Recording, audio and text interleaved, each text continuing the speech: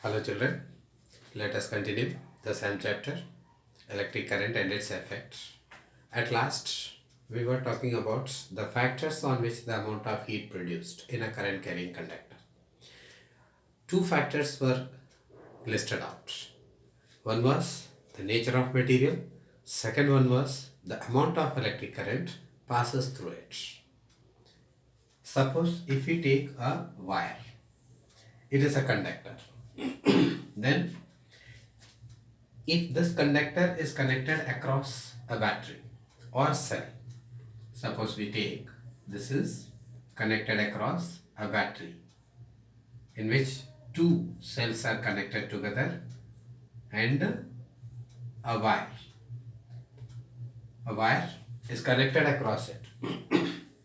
On closing the switch, the current start to flow through this wire, and after flowing for some time, definitely the wire become hot.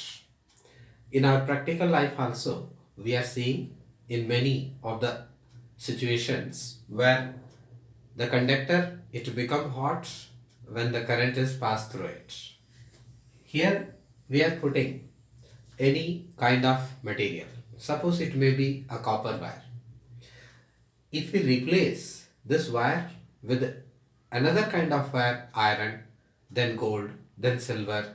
So if we keep on changing the wires, the amount of heat produced remains, the amount of heat produced will change continuously. That means the amount of heat produced depends on nature of material. If we change the material, the amount of heat also changes, right?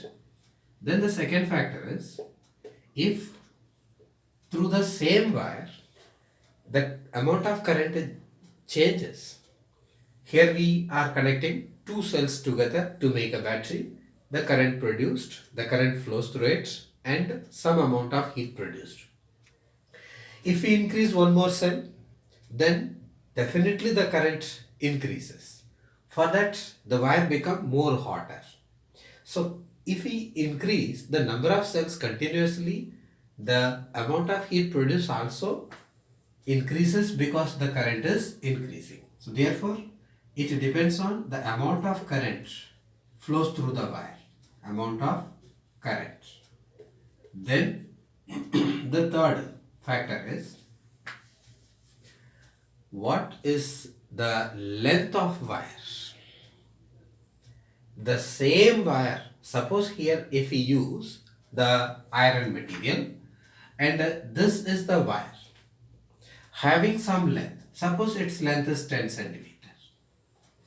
If this wire, this copper wire with the length is 10 centimeter is replaced by another copper wire with more length, then definitely the amount of heat will be changed. So it also depends on length of wire. Length of wire. Then also depends on the thickness of wire. Thickness of wire. Then also depends on the time for which the current passes through this wire. Suppose the same current, suppose this cell, this battery is giving some amount of current.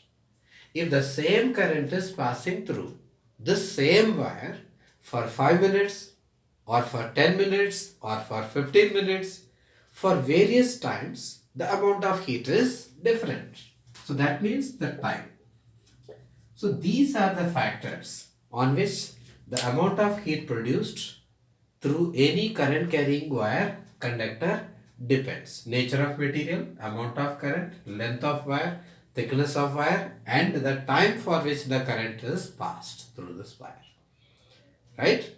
So by seeing all these factors, we are selecting the appliances. We are using the appliances to get the heat, because many of the appliances are used for specially getting heat, for specially obtain the heat. For example, the electric iron. Means for pressing the cloths, we are using that iron box. In that we require only the heat. And then we can take one more example, that is the very important example, which is the electric fuse. Electric fuse is a component. Mainly it is necessary in any electrical circuit. In our home also we have the electrical wirings. In that electrical wiring, definitely the electric fuse will be used.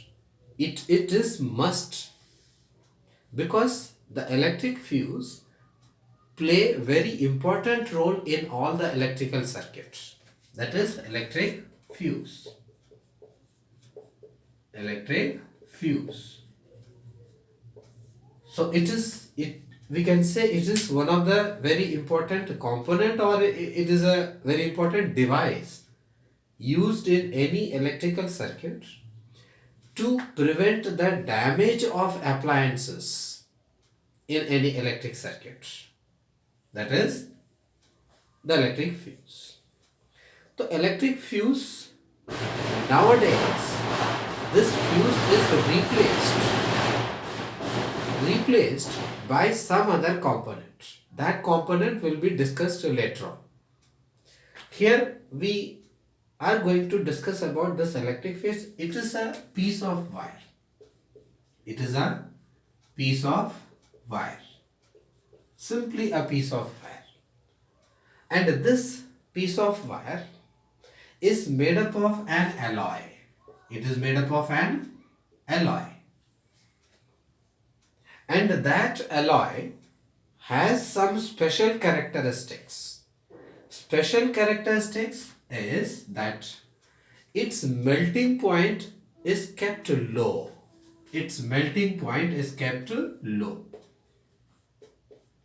Melting point means, I think. It is the temperature at which a substance starts to change from solid into liquid.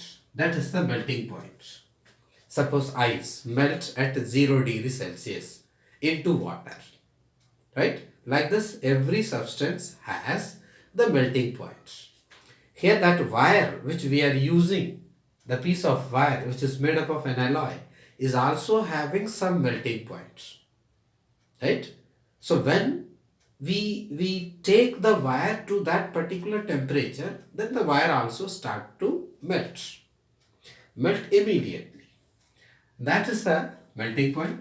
And here this fuse wire's melting point is kept low. The melting point is kept at low. It is purposefully made.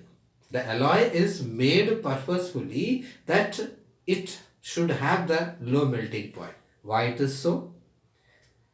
Because it is used in any electrical circuit. Any electric circuit. Let us draw an electric circuit. For this, we can have a source of current. Suppose this is the source of current. Here I am not using the cell or battery, because the cell or battery, it is giving very less amount of current, less amount of voltage. Here let us take, this is the supply which is given in our home. That is, in domestic supply we are getting the 220 volt, the 220 volt AC alternating current, right? This is somewhat higher, greater value. If this supply is connected to any appliance, let us consider that appliance is a bulb. It is connected to a bulb, right? Okay. Then along with this, we are using a piece of wire. That is, electric fuse is used, right? The electric fuse may connect anywhere, but this is connected in all the electric circuit that is in our home. Here we are using the piece of wire, that is electric fuse, right? It is represented like this. Now, if this much of voltage is continuously supplied to this circuit, then the bulb is also manufactured to work at this voltage, 220 voltage. Sometimes this voltage may increase. That depends on the source from where we are getting this supply. So if this voltage increases, it exceeds the limit. It may increases up to 250 voltage, because the bulb is able to tolerate the variation of voltage up to the 250 voltage. If it exceeds that value, if the value is exceeding that 250 voltage, then what happens? While we apply this 220 voltage, the electric current passes through this bulb and the bulb glows, right? The bulb is glowing. Okay. So if the value is increasing beyond that particular value, that is 250 voltage, the amount of current also increases. If the amount of current increases, then the bulb produces more heat, because in the bulb we have the filament, that is metal, right? That we will discuss later after this topic. The bulb is having the filament. On passing the electric current through this, it will produce heat. If the voltage is increasing, the amount of current also increased, then it will produce more heat. Due to the production of more heat, then obviously the wire will melt. Means the bulb will fuse. We can say the bulb is damaged. To prevent the damage of this bulb, what we can do? We can open the switch.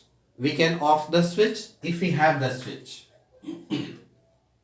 If we have the switch, immediately we can open the switch. We can off the switch. But we do not know at what time its value increases or decreases. We do not know. Suddenly it increases. Within that time, we will not be able to open the switch. So that is impossible to get the switch off. So for this, we are making this arrangement. Whenever the current increases suddenly, that the same increased current also passes through this wire. In this piece of wire, that is electric fuse, also the heat is produced. And in this also, more heat will be produced due to the production of more heat in this piece of wire. Since its melting point is kept low, this wire melts immediately. When this wire melts immediately, what happens? The circuits become open. As the circuit become open, further there will be no flow of current and the bulb is saved. Right? In this way, in our home, we are saving all the appliances from getting damaged, because sometimes the supply of voltage may exceeds the limited value. If it exceeds, then immediately all the appliances which were connected, which were working at that time, may get damaged. To avoid the damage of appliances, this arrangement can be done in that electrical circuit. So that is the electric fuse. So now I think you come to know about the importance of this electric fuse in any electric circuit. Right? Okay. So this wire, it is made up of an alloy. Purposefully, its melting point is kept low. That is electric fuse. So we can say the electric fuse is working on the principle of heating effect of electric current. And its special characteristics is its melting point is kept low. Right? But nowadays, what people are having some moderation, having some alteration in their electric circuit, instead of using the electric fuse at various places, but there will be one main in the main circuit, in the nearer to the main switch or electric meter, there will be one big electric fuse wire. But inside the house, also at various places, earlier electric fuse were used, but now we have changed that tendency to fix the electric fuse. By replacing the electric fuse, we are having another device. Why should we use the another device though we have the electric fuse? Because once the fuse wire melts, it should be, the new wire should be fixed because it is melted. So the new wire has to be fixed. If that fuse wire is continuously getting damaged, then the new wire has to be fixed properly. It should be fixed continuously. So that gives some inconvenience. That's why people are changing that setup of fixing the electric fuse. In that place, we are using nowadays that MCB device that we call miniature circuit breaker. It is miniature circuit